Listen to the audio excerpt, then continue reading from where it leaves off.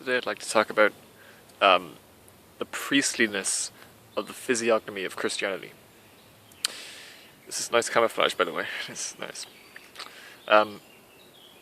What I mean by this is how everything physical about the Christian religion, as opposed to in the pagan religion, has been exalted, has been amplified to a priestly status, in that all symbols, all motifs, all goals, and all attitudes, essentially, have become priestly. They've become haughty, they've become esotericized, they've become something which only the truly initiated, the exalted themselves, can truly understand and truly know. And so there's nothing as a lay symbol, as opposed to a paganism where the symbols are very exoteric. They're something which are widely understood. Mostly solar motifs or symbols like that, symbols of power and luck and strength, are something which individuals and the lower classes of people can become initiated in, can become known to. In Christianity, there's a culture of lying, a culture of deceit and conceit. This is present in every facet of the religion. As opposed to paganism, which was life into life, Christianity is life into death. It's preparation towards affinity, which, as opposed to paganism, which is an infinity. So, if you look at some of the main rituals in paganism, which have been taken by Christianity and corrupted in this regard, you have, for example, the idea of the Vestal Virgin, which was a temporary thing tied in with the idea of the May Queen. Now, the Vestal Virgin was then taken to be the nun in Christianity. The nun was celibate. You take the most beautiful girls and you force them to never be impregnated or never engage in intercourse. And you remove them from the society physically. So you take the prime produce of the society, the prime women in that society, who would, in paganism, inevitably be the most fertile, the most sought after. And you take them and you corrupt them to the point where you force them to be celibate their entire lives, because sex itself is a sin. Another example is the symbol of the May Queen. The May Queen, who in Ireland it was sometimes called the Queen of the Fairies, or the Nishiha, or that would be Bannery Nishiha, and her symbol was then taken to be replaced by that of the Virgin Mary. So this is powerful because it symbolizes how the ideal of beauty in the society now has to be celibate, now has to be unmarried throughout their entire life. So it takes innocence away from marriage by saying that sex itself is a sin, and that any marital act would be sinful. Whereas in paganism, marriage itself is innocent, because sex is not something you should be guilty about, and as long as it's marital sex, and the act of reproduction itself is a sacred act rather than some sort of sin itself.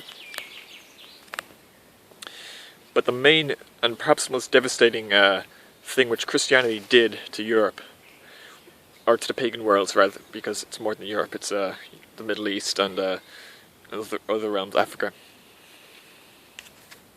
The most devastating thing that it did was that it removed the center of gravity of life, that main source of attraction, that main fulcrum from life, and moved it outside of life, into nothingness, into the void, into nihil. It moved the main turning point, the main driving force behind life on Earth into an afterlife, into a falsity, a nothingness of a kind, an abyss. And so rather than the culture being of life into life, and life giving way to life. Instead, it's life in wait, in preparation for death. And it moves the end goal, the end source of your life, rather than being into a new life. It moves it into death. You prepare for the afterlife. You don't prepare to be born again. You prepare to die. And so, it's like that old phrase. You probably know it from a Bob Dylan song. It's how if you're not busy being born, you're busy dying. It's that sense. If you're not living actively, you are dying. And death is what's fit for the dying. Life is what's fit for the living. There's no such thing as living passively, really. There's only dying. That's what these Christians are. They're preparing for death because they do not want to face the tribulations of life itself, because of how difficult it is. Life itself is cruel. Life itself is animal. Life itself it's completely natural. And you will suffer in life. You will be alone. You will eventually die. But in paganism there are ways of which you can combat this, and even the rituals themselves are all ways in which you can preserve your memory after death and thus be reincarnated. In Christianity it's a completely negative sense. But to go back to the culture of lying and the culture of deceit, how Christianity is entirely Jewish because of this. Because the Jews, and by Jews I mean also Muslims and Christians, because they're an extension of the Jews, have mastered this culture of deceit and conceit. They hide everything which needs to be hidden to keep the people obedient and keep the people trustworthy or trusting of them. And then they deceive. They add falsities. And the Christians will defend this as mere metaphor. Funny how they always talk down about pagan metaphor. But these are really lies. The afterlife. There is no afterlife. This is a falsity. It's a lie. And they say, well, you have to have faith. Well, faith in lies. Whereas in paganism, there's no faith needed. It's more seeing is believing type scenario. In paganism, understanding the myths can be understood intuitively. The myths can be understood in a literal sense, or they can be read into intuitively and used as a key to unlock greater truths. Whereas in Christianity, you must take it at face value and have faith, and that's all there is to it. So if you look at how sickly the spirit of the Christian has become, or how it always has been in Europe, how the spirit of the European has become sickly with regards to his Christianization. We now see Christians see life itself as something hateful, as something disgusting to them, repulsive. All of the sins are mere temptations of life. All of the animal instincts, again, are these temptations. An instinct, an intuitive fact which you've learned, a desire and an impulse, are all now sins. We remove ourselves from nature. We say that the divine is something transcendent. The divine is not present in life itself. The divine is something which can only be achieved through death. And finally, also the idea of the kingdom of heaven.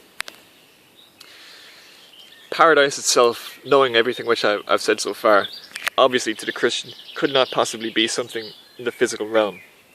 Because Christians are so detached from physicality, and they become wanting of this inphysicality, because they see all the pains and the sufferings and the strife of life as being physical in nature.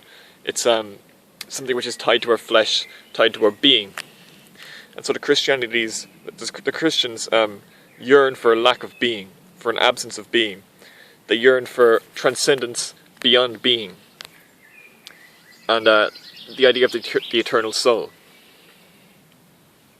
But this is of course false. The soul is not eternal. The soul is rather completely sempiternal. It's ephemeral, it's perennial. And if you live with honour, of course this honour can be preserved after you die in the form of memory. And people can tap into that honour, tap into that memory, and awaken it in themselves. but the soul itself dies, and the soul itself is not something eternal. In paganism, the soul is tied in with the flesh. It's part of your flesh, it's part of who you are, part of your physical existence. In Christianity, the soul is separated from life itself. The soul becomes something beyond life. It becomes something deathly. And it's almost like a parasite inhabiting your body, which just needs to be set free. That's the way the Christians see their souls. All of the physical elements of being in paganism are seen as hateful, and the Christians want to transcend that. This is a point which Nietzsche talked about in his Antichrist, in his Will to Power, and it's something which also Wagner talked about in his music, in his writings about his music, and it's something which is very obvious to me.